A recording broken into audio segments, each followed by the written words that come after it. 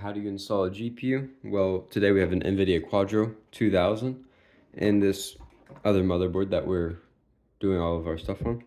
You find the PCIe slot, align the bracket, and push in. And that will work. Generally, though, you will have power connectors and you'll just want to plug the PCIe power right into that. And there's a full-length build video of my own personal desktop that will show you how to do everything as well.